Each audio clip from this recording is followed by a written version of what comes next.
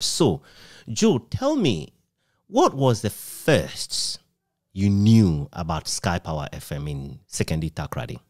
Our relationship started at Vibe FM. I knew him at Vibe when he was in Accra, and I had an idea. I had the hint he was setting up a station in Takoradi. Mm-hmm. So after a while, we didn't hear of him, but we knew he was working. But what I remember is, immediately the station was set up, I got information about it and all that. So at some point, I came over to Takoradi, and I remember very well our first meeting. Mm-hmm. When I got to Takoradi and went to his office, I came with a proposal. Now, that proposal came from my position as head of programs at Sapphire. So officially, my link with Skyy came from my position at Sapphire Ghana Limited, KSM's company. Mm-hmm. So when KSM set up Sapphire, I was part of the initial set of workers. Let's see, I was one, or I think the second worker he hired. So when we set up the company, part of the object of the company was to create content for radio and television. Basically, we were going to just create content and syndicate them. So we'll create all these programs from Accra and take them to the rural areas. So that was part of the reason why Sapphire was set up, and I was the head of program. Mm-hmm. So immediately I got to Takoradi. They had this proposal for Skyy that, okay, we set up this company. We are going to create programs, and the programs should be syndicated, to all these stations outside Accra. I remember news, almost about 70-80% of news broadcast outside Accra or around Ghana comes from Accra. Unfortunately, I have this argument with some of the stations I later started working with, that they could generate their news, but because the head of government, all the government institutions are based in Accra, so invariably almost all the news items are generated from Accra. So when I got to Takoradi, that was the proposal that, okay, we are going to create a program, and then we would syndicate them and get them to be played on Skyy and all that. That meeting ended in, I think, 10 minutes. Because immediately I started, it goes like, we are in for it. We are in for it. It was just a straightforward meeting, and he just accepted that, okay, we can work, we accept this idea to actually have programs for you. So that was how it all started. And I left with the understanding that, okay, whatever we design, we'll just put those programs on Skyy. Now, this is, I think, when was Skyy established? Skyy came on stream in October 1997. So this is 98. This is 98. So immediately after, I'm sure when they started rolling out their programs, we were in there. The first program that we had to put on Skyy was the Sapphire Report, which is the news link. And I actually remember you coming because Wilson did tell us that you were coming. Obviously, he already knew you. You knew him. And a lot of what you were bringing had a lot to do with the newsroom. So I was part of the newsroom, deputy editor, news editor. So we had a lot. In fact, we used to often take the call from you from Accra, where you gave us news that you generated yourself as Sapphire. And Joe Anim, as a name, being your name, you were yourself very popular on Skyy because you were at the source of exclusive news for us for quite a period of time. But can I ask, when you arrived at Skyy in Takoradi back in 1998, what was your impression, given that you already knew a lot about radio stations that were already in Accra? I was quite impressed when I got to Wilson's office. When I saw that was Windy Bay, right? Yes. Windy Ridge, 37 Windy Ridge, yes. I was quite impressed. We were used to GBC, and that time we had Joy, and you remember where Joy was located. Kokomlemle. A small place, even though they sounded good and all that, but for some of us who entered, it was a small place. I was working at Vibe. Now, Vibe was very corporate. I don't know if you ever visited Vibe. Vibe was at the Trust Towers. Yes, Trust Towers. 8th floor. We had this huge floor, corporate, and all that. But when I got to Sakra, I was impressed because the impact was there. Remember, I schooled at Commander. I had friends in Takrady. So when I came around, I realized there's a station that was already making an impact. You could really feel, because around that I was just Twin Cities. I think it was just Twin Cities. Correct. The state-controlled GBC Twin City radio station. Yeah, GBC Twin Cities. So when I got there, I could really feel, and I saw the team. I met a few. I met Opia. I met Mamiesi Macarson. Correct. I met you. I met a few of them. And Sylvia Odonko. Yeah. Yeah, Sylvia, and so it was good. You could see young people very enthusiastic and everything. So that was the initial impression I got. That time, I think Wilson was. Wilson is a marketer, so he had an idea what he wanted to do. He could clearly communicate. I think that he was himself presenting, right? He was having the boss player or something. We call him the boss player.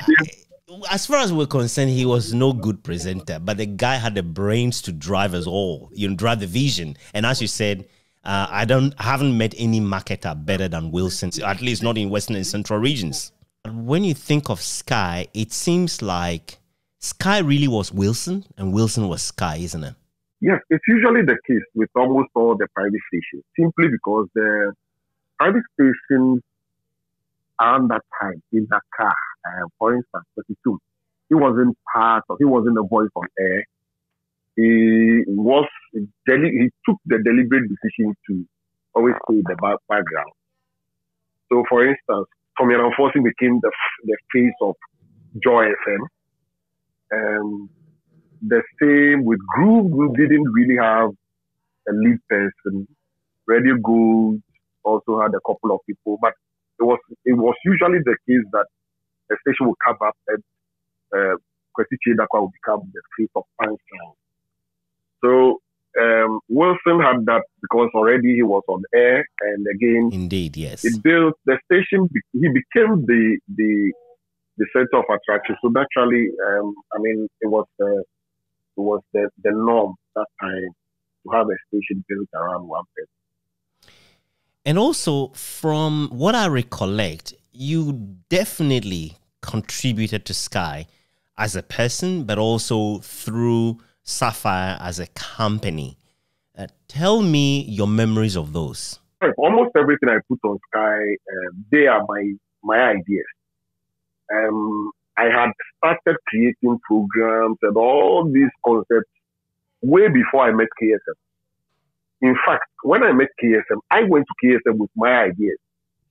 I walked to him at Vibe one Sunday and said, look, radio should go. That time Vibe was playing foreign tracks, American songs from the West and all that. And I went to him with a bag full of vinyl records. These are like original highlights on vinyl. So I walked to KSM. I had 3 minutes. I did a pitch to him, told him, I think that there should be a segment on Vibe where radio should really push local music. So that was the idea I took to KSM. And then I started producing Talk Shop. That was the biggest talk show in Accra and Talk Shop that KSM was presenting. So the ideas I took to him was what we decided to use to set up Sapphire.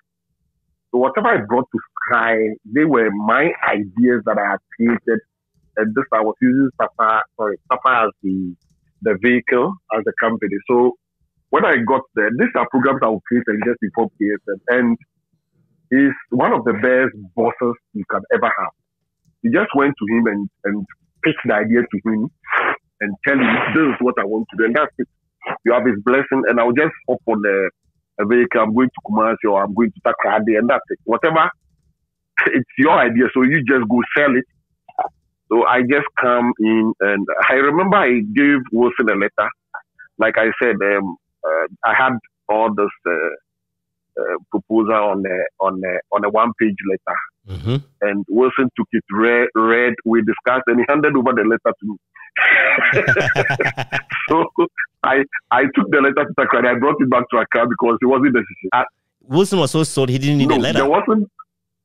No, not at all. We didn't need anything, any formal. We didn't have any formal document like we are putting together a contract. We had the agreement.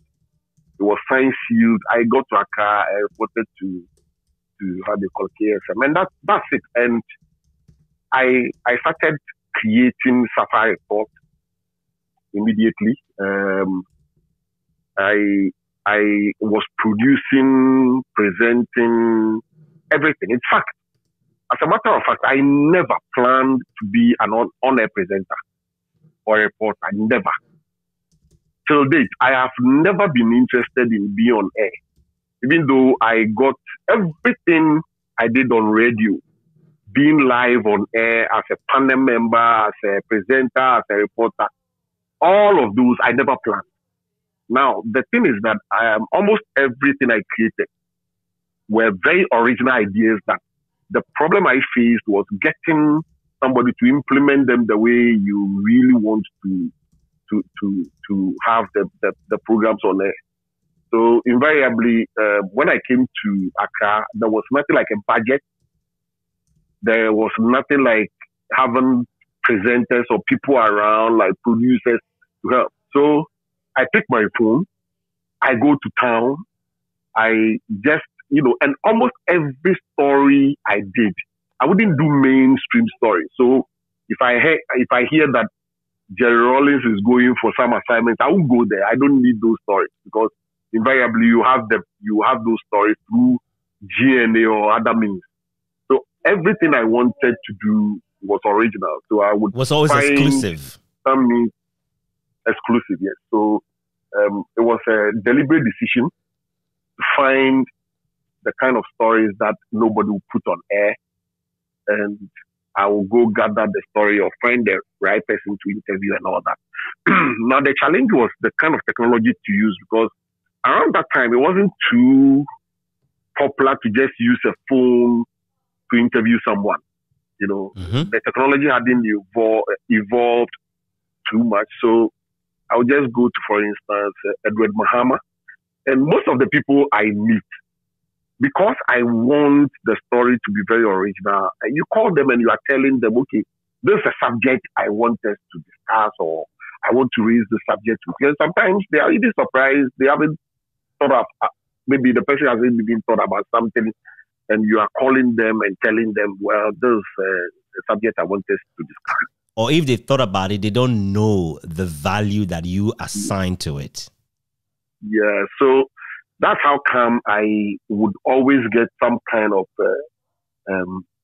exclusive story out there, because, yes, for instance, I'll call Kwesi Pratt and tell him CPP, I think CPP is this and that, and I think we should discuss CPP.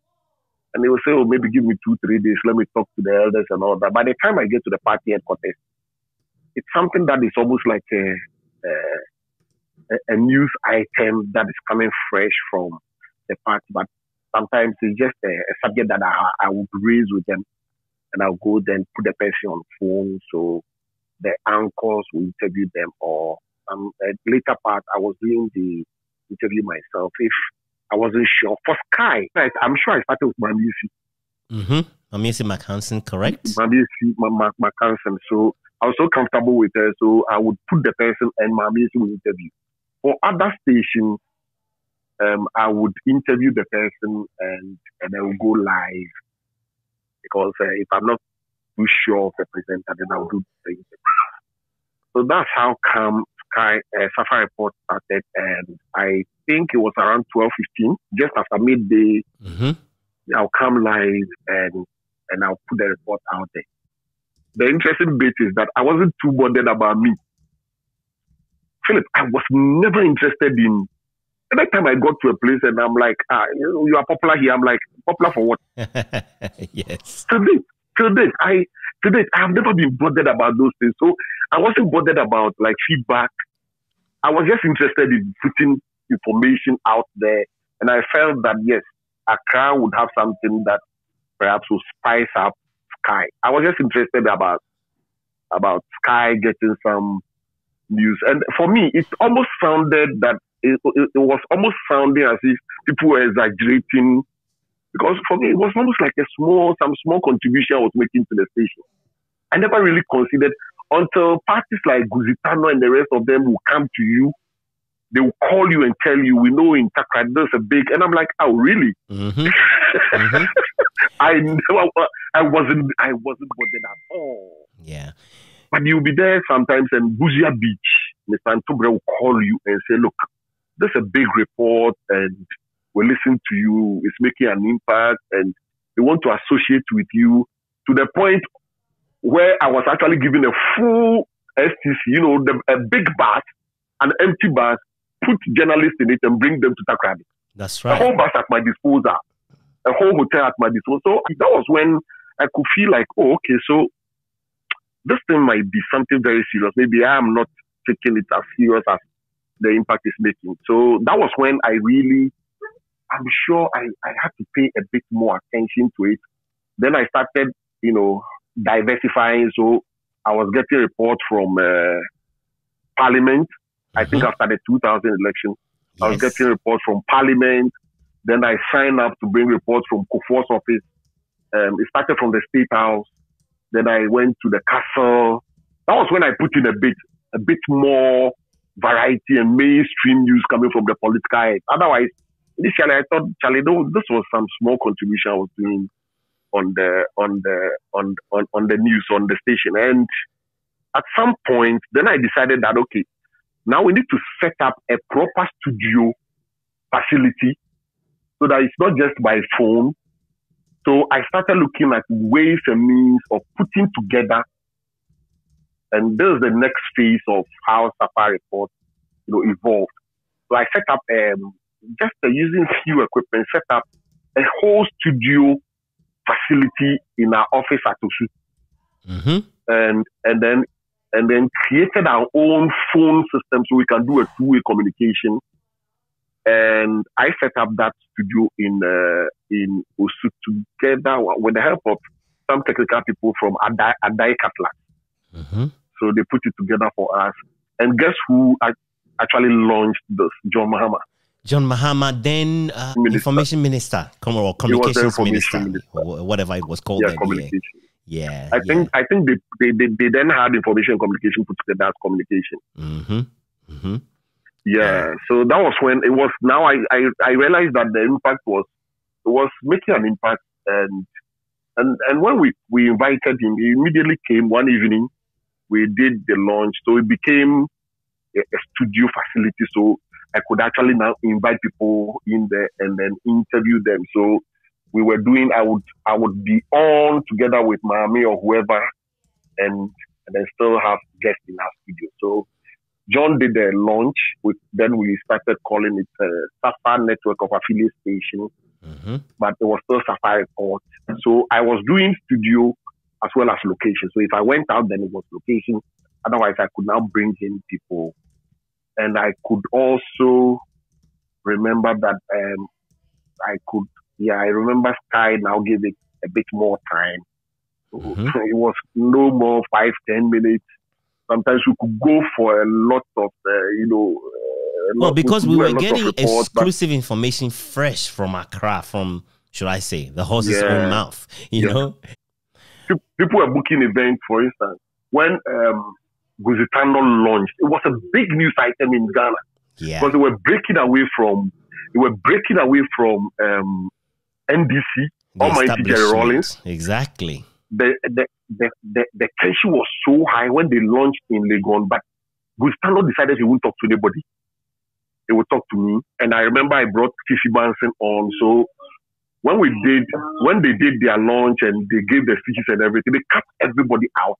But Guzi would take us to an office in Lagos, somewhere in Lagos, and then we did the exclusive on the Sapphire station.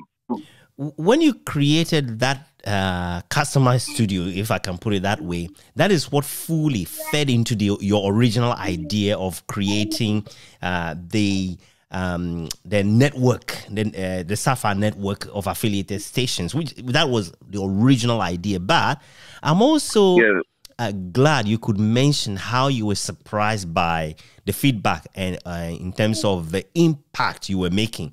Because for many of us who were resident in Takoradi and doing the Skyy Power FM work 24 hours around the clock, we were surprised about the feedback from the people. I mean, people took it so seriously. It became a fresh and new institution on its own in a way that kind of redefined the Twin City, the metropolis, you know, and we knew the contribution of people like you made a difference as well. In fact, if I have a second chance, I would have done things different. Because I didn't really pay attention to the feedback. Every time I came to Takoradi, for me it's weekend. I'm coming to sleep or wait for some Omotu session with Wilson and all that. I wasn't really bothered. So if somebody started the conversation with me, I always found it very difficult when people like, you know, as they will put it, they are giving you fat. Yes. You know, so immediately you start that kind of conversation. I'm interested in ending it so I can, you know. You almost resigned. Yes, you almost resigned. I've never. So if I had the chance, I'm sure I would have put in more because the capacity was there to. But I was never really interested. For me, it was just getting some news items. I'm sure I would have gone for more exclusives and putting. Because look, I went to President Kufuor in '99. I think 99, 2000.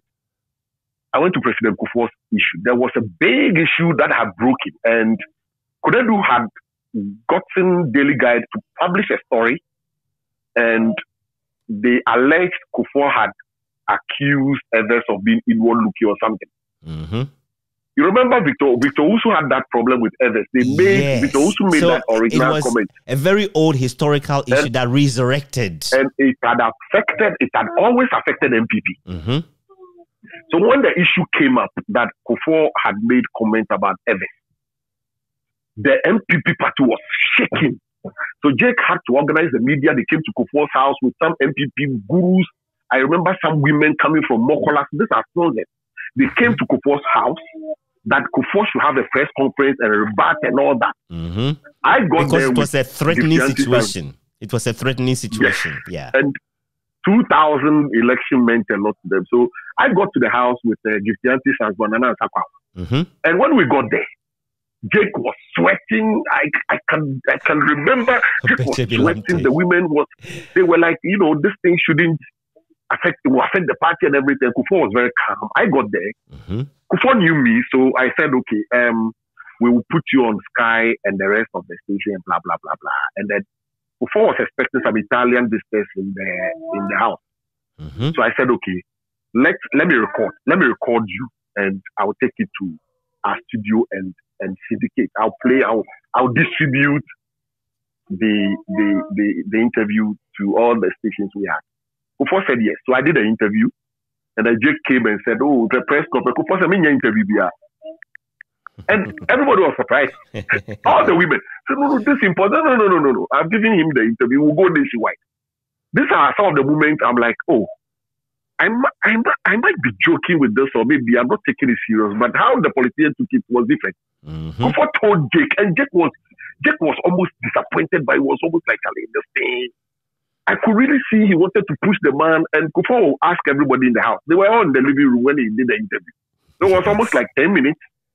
And Kufuor said, that's it, I'm done. Joe will take it, we'll go nationwide. I took my cape, and I could really feel the tension. Everybody was mad. The women were like, where's why? Exactly. Because, you know, who are you? This is not Joy FM. This is not, so it's not graphic. So why is he just, Kufuor said, that's it, I'm done. And that was it. So we stepped out. We took the interview and Jack was trying to find out. So why are they taking it to blah blah? And Jack didn't like KSM. Yes. You know, KSM was having this show, and he wouldn't pull punches. So sometimes he would take shots at Kofo and all that. But Kofo knew the value of what we were doing. So I took the thing, did the report, played the soundbite, syndicated, and I think I said at that time, I mean, the technology wasn't there, so sometimes you put it in on the STC bars and it will go. So that's yes, how I remember. We also did. I remember a few times we have to make a trip to the STC bus station to STC, get to information from Sapphire, because you would have yeah. sent it in the morning and we'll get it in the afternoon, Yeah. Now, tell me, when you think of Skyy, the impact of Skyy and all that, Takoradi, Sekondi Takoradi was supposed to be a very bad place to establish a new private radio station, the first one, of course. At the time Wilson did it, and most people who were in marketing or in radio or had a business sense thought, what a dumb idea. Of course, we know better that it was a smart move. What was it about Wilson and Sekondi Takoradi, and at that time, that actually made Skyy a success? The thing is, with every business venture, just like any big business venture, the moment the vision is solid, if the vision is solid and you work at it, after a while, once you have people who consume whatever you are producing, then there is a buy-in. So that's what happened to Skyy. Mm-hmm. Now, I've made the comment that I've made observation already that Wilson knew exactly what he wanted, and the people accepted and they were enjoying. And for us in Accra, we were also doing marketing. We were also into media buying and all that. So once we also got to Takoradi and realized that people had bought into it and the listener base was huge, we also started looking for business for Skyy. So I also did a bit of marketing for Skyy. Mm-hmm. I remember I brought a few clients. Yeah, so we're also assisting on the side, and a few of them. I got those businesses and then pushed them to Skyy, because at that time we were all convinced it was good. So I think the bit about Wilson knowing exactly what he wanted to do and then developing the brand. But one thing I will say, that he connected Skyy to the communities and the people within the community. That is one thing I really think Wilson did very well with events. Mm-hmm. With events. So every time I came to Takoradi, it would always be one event or the other. And anytime he told me there was an event, I would come, because I realized that, you see, for radio, once the people own the station, I think that is one thing he did very well. You have to let the people own the station, let them feel a part of the station. And, I think Uncle Pia and the rest of them, with people calling in and being able to vent whatever was going on within their communities and all that, I think that did the trick for Wilson station. Which is why I'm taking this project as seriously as I can, that to tell the story of Skyy after 25 years of broadcasting, from a point where no one believed in Sekondi Takoradi, but this young man, as he was then, Wilson Arthur, came in with a few good hands and made all the difference. And in fact, having worked there for the time that I was there, 8 years in total, I can say that it was quite scary at times, where you knew the station belonged to the people. They didn't see it as belonging to Wilson, which is really where the amazing thing happened. As you said, the people owned it completely, totally. And of course, in many ways, it wasn't something that was necessarily fully understood in Accra, because most people still thought everything was happening in Accra. But you were fortunate to see what was happening in Sekondi Takoradi as well. And I know you've always had inventive ideas, and even sometimes criticisms for the private broadcasting media or the media in general. What were the ways we could have gotten it right better as a media, as a whole, not just Skyy, because there is quite a lot lacking, especially when we look at today. It looks, many people have said, standards have even gone down. I think there are two or maybe three key things I'll raise. The first is the human resource. The human resource for stations. This is one area where private radio did something that state-owned and the state broadcaster didn't do. Now, for private radio, I wouldn't say that they had the best of training, but private radio gave people opportunities to explore their creativity. And any time I got to, Wilson is there is something I like about it. We connect at the ideas level. It's an ideas person. I'm an ideas person. Mm-hmm.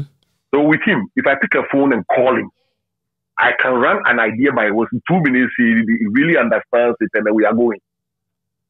But what I think one thing that he did very well was when he provided all these young people with the opportunity to really explore their creativity. So you will find Yuki on air doing Coast to Coast. And, this is an idea that's so original. Anytime I go to Takrady Saturday night, I will tell him, look, this is an idea that's so original, because somebody is calling their uncle in UK or wherever and connecting, Skyy is connecting somebody's uncle to their family in Ghana, and it was a very brilliant idea, and the people who are on the bridge or the anchor is not like a trained journalist. This is somebody who is just completed senior high school, So mention the people there. I mean, you are talking about Yuki, Atokwamina, yourself. These are not people you would say are elected or so brilliant. But the creativity was there, and because you offer them the freedom, they would work. So one is the human resource, and then the second thing is the creativity in terms of content. So if you have very good content that people can connect, like some of the events that I had that time. You have all this Easter, right? So around Christmas, they will have this, how do you call it? This masquerade. Uncles, masquerade. Uncles, yeah. You have this masquerade. And we also had a lot of events.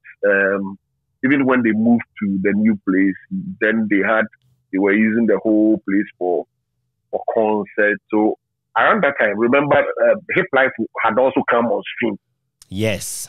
And so just a few years before with Reggie Rockstone, and Rutai, who sang one of the songs on Reggie's album, was with Skyy right from the beginning. Yes.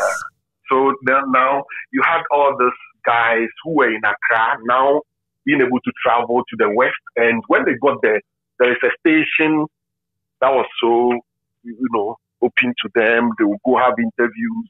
So if a station was bringing all these so-called stars who are in Accra and they are being interviewed, so content and then HR, these are the key things that, most private stations, I think Skyy did well. I am on your Facebook right now, and I'm going to read something from there. Then I'll ask a question. You wrote, this was on the 28th of March.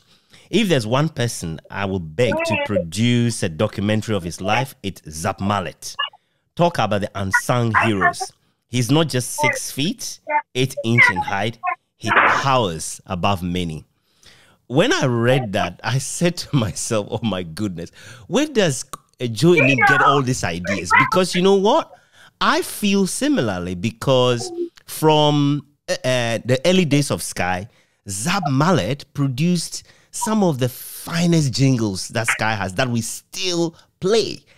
And I've never met him personally, and I'm thinking, Yeah, he's truly one of the giants, that need to be recognized and celebrated. What caused you to put that post up?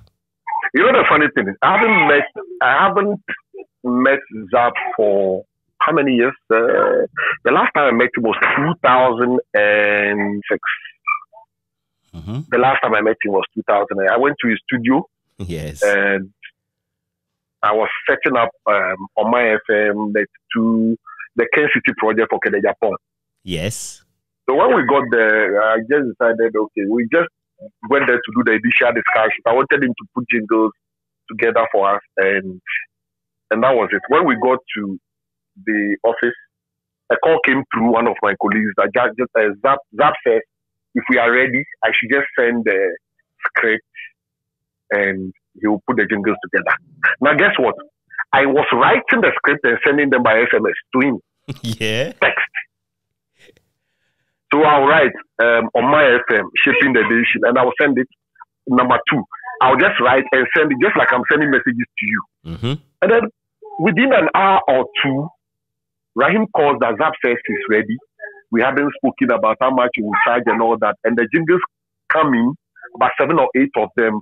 Brilliant jingles. Till date, that's what on my FM the jingles they use plus net to all those jingles, that's what they use.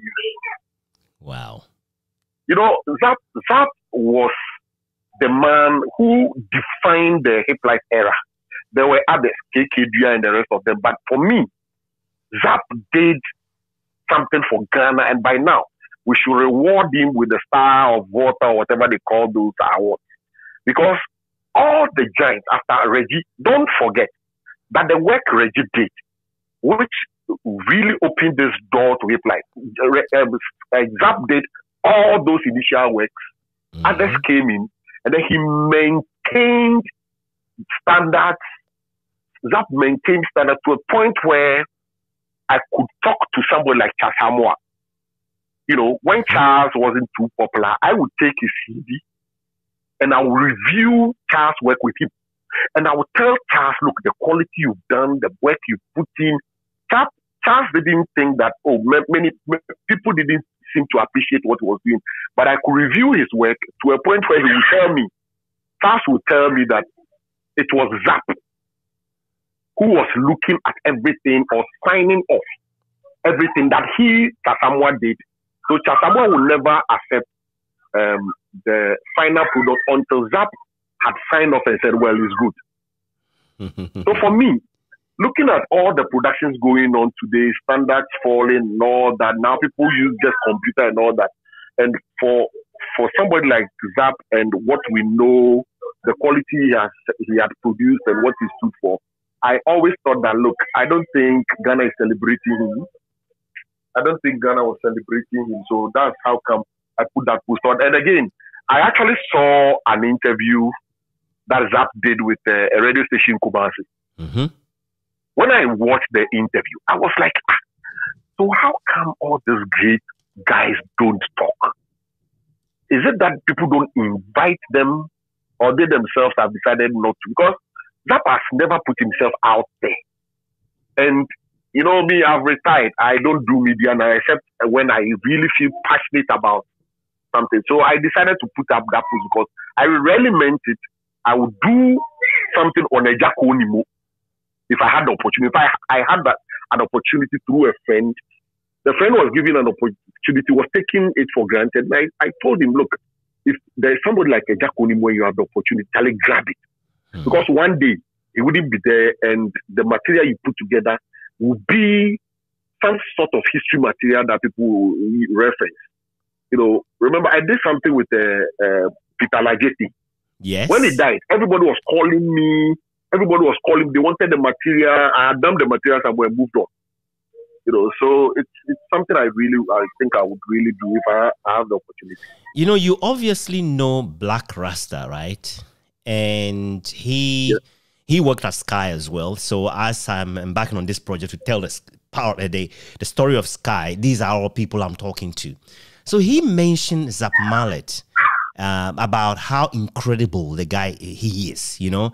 And he says that there are very few radio stations in Ghana that wouldn't have had their jingles done for them by Zap Mallet. And he went on a little bit, and then just shortly after, I read your post, and I'm thinking, it looks like something is telling me something, because Zap Mallet's jingles at Skyy are like first class. You know, we love it. I mean, you don't ever get tired of listening to it. So once you put it up, I thought, okay, the picture is complete. In any case, I already had you yourself, you know, in the firing line to talk to about this book, you know. But I thought it was very generous of you how you put it up like that, especially since you haven't met him since 2006. And that is what shows how very genuine it all is, you know. And can I say, knowing the little I know about you yourself, Joe Anim, you are yourself an ideas person. You connect at a philosophical level in a way that wants things to move forward. I saw it way back in 1998 when you came in, and your work helped the Skyy Power newsroom and Skyy as a whole. You know, so can I just express my own appreciation for you that way, especially to now, as you've granted so much time for me to talk to you about Skyy. You are going in the direction that embarrasses me. You know, I don't know, somehow. Anyway, thanks very much for the compliment. All right, I have to say something. Unfortunately, my kids are chasing me around. So well, that's how it should be. You know, that's the most important thing. You know, I'm recording it, and it shows what a real father does. You know, it will mess up your recording. No, it's fine. Please put it on record. Let me make one point. I think there's something we need to also acknowledge about Skyy. Stations like Skyy Joy have produced some great talent for radio in Ghana in general. And I think that point needs to be emphasized.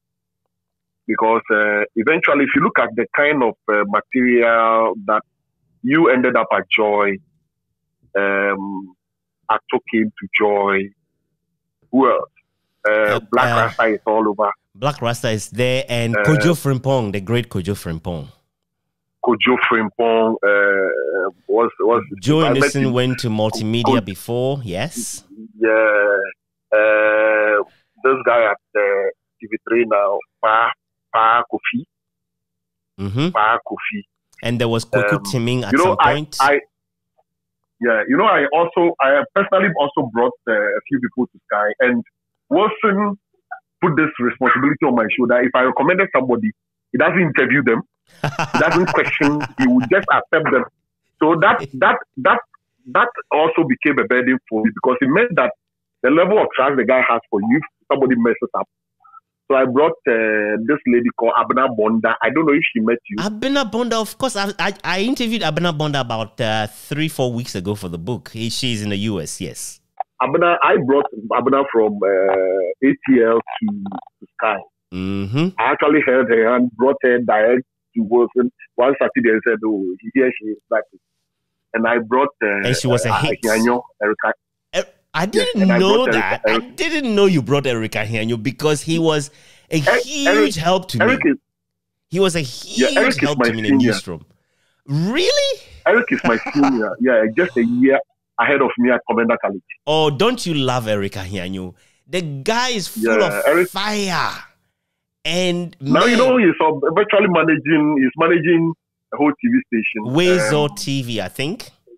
Yeah. So he came through Joy eventually. Yeah. Went through Metro TV. XYZ. I loved Erica Hianyo, because you can never have anything easy with him, but you trusted him. You know he's a man of his words. You know, he's for me, anytime I listen to someone, immediately I'll call and offer suggestions and all that. So but the point I'm making is the kind of material Skyy also produce for radio in general. I think we need to also place that on record. And we shouldn't also forget Ajwa. Ajwa Mofa. We shouldn't forget Ajwa. Yes, because You know, you can never talk about the success of Wilson without talking about Joa. True. Even when he was in the UK, yes. Even when he was in the UK, we need to emphasize this point because for most businesses, either the woman will never be acknowledged or the woman is the one in the background pulling the business down and all that, you know. But when it works, we don't talk about the women. If you speak to Wilson, because I had that level of connection with him, I will confirm to you that, look, the financial support that Joa gave to Wilson, the support, the moral support, social support and all that, I think without Joa, Wilson wouldn't have been able to do what he has done. So it's something that we need to really acknowledge and put on record. So the HR bit and what Skyy has done for radio in general is what I've just mentioned. You know, I'm so glad you mentioned that about Adwoa Mofa. She's one great diplomat. You know, she makes things happen at the background, soft-spoken, but very powerful, and she's so supportive. She's now in charge. You know, she's now in charge. I didn't know that. No, I didn't know that. But I'm not surprised. She's now, Wilson's a politician. Well, Wilson is now a full-time politician, of course. Of course. Wilson is now the district chief executive. Yes. Yes, indeed. I'm not surprised. Adwoa Mofa is a beautiful person, you know, in character. And, can't say enough about her, you know. And all these years that I've been gone for more than 15 years now. And we still talk regularly. We still communicate. Yeah. And have you spoken to McCarson? I interviewed her back in February. And it was a blast. I tell you what, it was a blast. Yeah, it was really nice. For me, some of the people who made Skyy what it is, the business side, Mami has to be on record because she will come to Accra, room like crazy, and she will pass through our office sometimes. Well, because we also give Skyy business, so she's picking up a check or something, but she would always come. You could really see. She's very there for like a day or two. Yeah. Energetic. And Mommy would just come through the office. At a point, she had a baby. I'm sure she would mention all that to you. Do you know she was did? Carrying the baby round. I remember. Do you know that lady never took maternity leave all through her pregnancy? You know, until... So she came to work, I think the following day, the husband said, Mommy, if I hear your voice from the studio, I myself will come there and drag you out. Reggie told her, Reggie, the husband. So the next day, and she told me this story on record, right? The next day, she didn't go to work the Monday or whatever it was.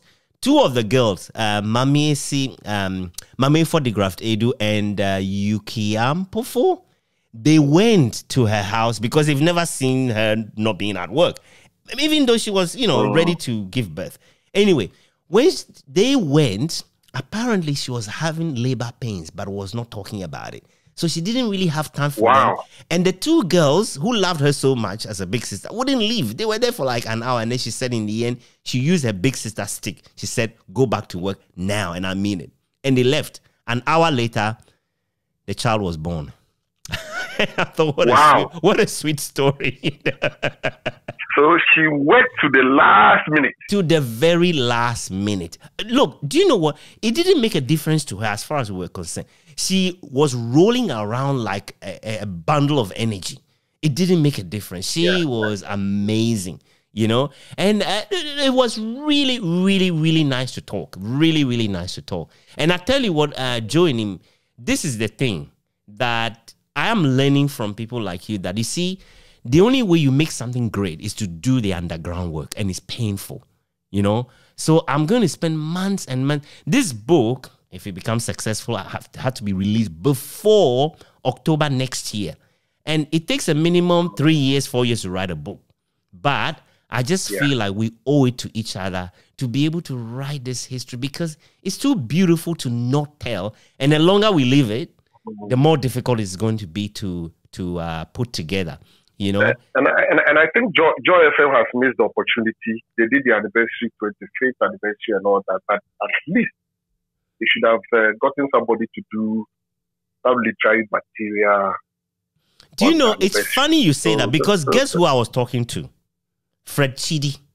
If you remember him. You know Fred Chidi. I remember him. Who knows where he is He's now? now with Metro. He's now with Metro, or one of the transport services. Yeah. So I spoke to him. Of course, for good reason, I didn't tell him this is exactly what I was doing, because there was a certain reference I needed to make, and then his name came to mind. So I decided to talk to him just to confirm that he was one of the first. And it was true. He was one of the first.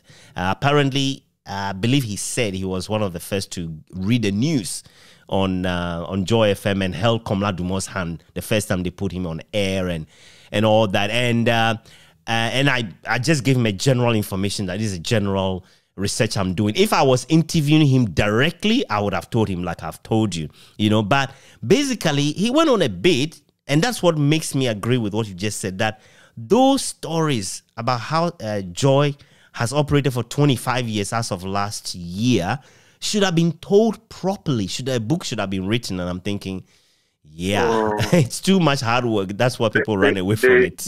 They just did some interviews. I mean, it was a beautiful celebration and all that. But anyway, so, you know, in our part of the world, books don't, they are not too popular, because I must say, I was telling my wife that I feel the same, that we don't read. And I said, maybe this is going to be the last literary work I do undertake as a gift to secondary credit. You know, and while I'm here, let me do what I can do, because I can't stop the time. Next year, October is coming. Skyy will mark its 25 years. Let me start doing something.